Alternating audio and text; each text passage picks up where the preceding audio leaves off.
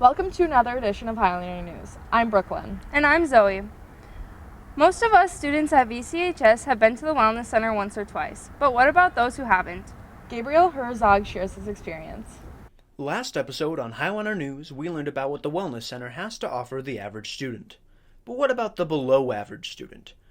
I decided to let Kai take me to the Wellness Center to see if I could figure things out.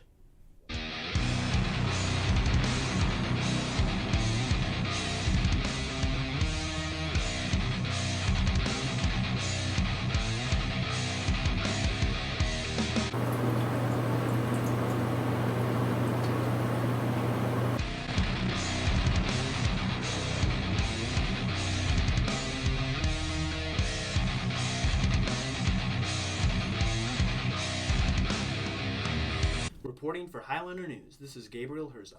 As the third quarter comes to a close, reporter Brooklyn Trebold brings you a senior checklist to prepare for the big day. The first thing on your agenda is ordering your graduation cards and making the list of everyone you would like to invite. As the final quarter begins, listen and look for announcements on the intercom and power at school to make sure you don't miss anything important. Now it's time to start planning your graduation party. You should be thinking about details such as where it will be, if and what type of food you will be serving, and when it will be. Finding your graduation attire can be just as challenging as planning your party. When finding that perfect outfit, keep in mind not to have puffy sleeves. This might distract and make ruffles in your gown. Instead, try going for short, long, or cap sleeves, as those tend to work well. Dresses that fall above the knee are the perfect length for this occasion. If you'd rather opt out of wearing a dress pants and a dress shirt or blouse also works. For a splash of color, you could add some Highlander blue as well. Make sure you have dress shoes to tie the whole outfit together. By the beginning of May, graduation will be just around the corner. It's time to start finalizing graduation party plans.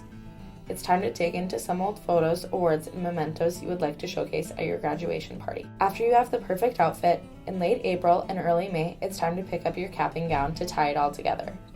To prevent it from getting wrinkles, hang it up as soon as you get home. If you happen to get some wrinkles, make sure to steam them out before the ceremony. Now that you have everything in place, you can get to graduation on time and start celebrating your academic accomplishments. Reporting for Highlander News, this is Brooklyn Trebold. After wrapping up their hockey season, these juniors have something to say to their seniors. Reporter Hayden Becker shares their comments. One thing I want to say to the seniors this year is thank you for being there every step of the way. There's memories that I'll never forget happening in the locker room and on the ice and just the bus rides. And thank you for everything you've done, teaching all the underclassmen lessons through hockey and in life.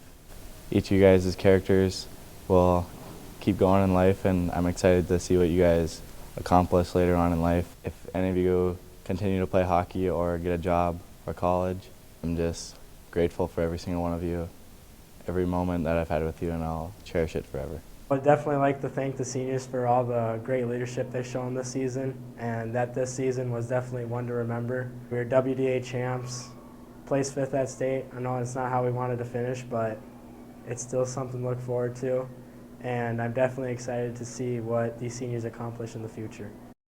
Reporting for Highlander News, this is Hayden Becker. You have heard about March Madness, but have you heard about March Mammal Madness? Reporter Zoe Bierke brings you the story. March Mammal Madness is like a competition between animals. Do you remember those books, those versus books, who would win when you were in elementary school? It's kind of like that. Scientists, though, have created this whole crazy program of March Mammal Madness, and they figure out the probability that something's going to win based on its defensive and offensive traits. And then they use a random number generator to finally figure out who wins each battle. Each battle is live streamed on Twitter, and then you can watch the MC Marmot round table recap the next day after the battle, and they've got these strange little mammal rodent puppets that tell you what happened in the battle. For updates, stop by Mrs. Manlove's room. For Highlander News, this is Zoe Bierke. This Valley City 8th grader has an interest in the ever-changing weather. Reporter Carson Haas shares his brother's passion.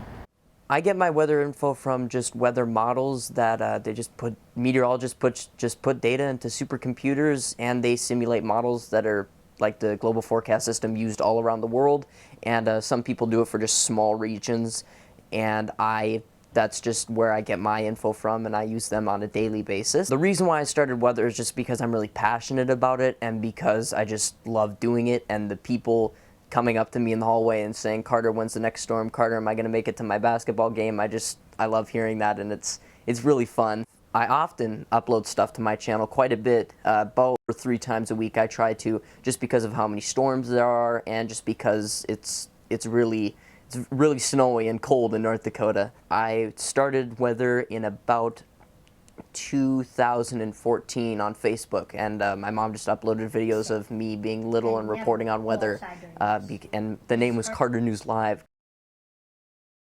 Clothes from Fargo to all the way, because I loved Valley News Live, and then I put it on YouTube when I started my campaign for 7th grade president. I really do want to do something in weather as I get older. I want to continue with my YouTube channel, and I also want to be a meteorologist and serve the people and let them know what's coming next with storms and everything. From Highliner News, this is Carson Haas. A former student turned student teacher shares how her perspective has changed. Reporter Grace Meyer brings you the story. Going from a student to a teacher, it was really different because with a student, you're just thinking, how am I going to get my work done, and is the teacher going to like this? But as a teacher, there are so many different aspects that you have to think of. So there are a lot of different components that you never think about from the student side. A lot of things have changed about the school. I think, like, I look at the teachers, and then there are some who started after I came, so that's kind of different, just getting to know them and seeing how they change the classroom, even where they are Mr. Bushman, he wasn't here, and so his room has changed, or Mr. Peterson. So just seeing the different faces and how they've changed the classroom and kind of what they bring to the school. There are a lot of different things we do, especially considering what kind of day it is. In Mrs. Shenenko's classroom, she has flex days. Students could be here or they might be gone, so we'll be working on grading or planning the next day. We're not really focused on teaching a lesson then, but then during a lesson, there are different parts to it, like what are we going to open up with? Are we going to have a game for them to play? Are we going to assign something? So there are a lot of different things that we're focusing on. You could be grading or just working on prepping for the next class period. Reporting for Highliner News, this is Grace Meyer. Registration for next year is upon us.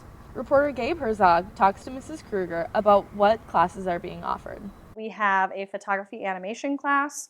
So that one is based on if you like animated movies, or if you like the history of animation, or if you like the photography route. We base it on kind of your interests. So if the group likes more animation stuff, then we go more animation route. If you like more photography, we go more photography based. Our new class that we're going to be offering for next year is community art, and that is basically building a resume if you like to do interior design or if you like carpentry. It's kind of that wider range of different types of art mediums rather than just paintings, drawings, and you'll be commissioned.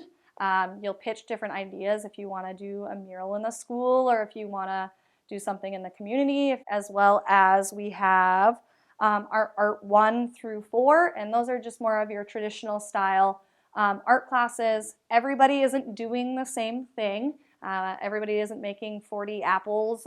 Everybody is doing different things. Everyone gets a theme based on, let's say, nature as a theme, and then they decide where they're going to go from that. Some people might be painting, some people might be drawing, some people might be doing woodworking based on whatever that theme is.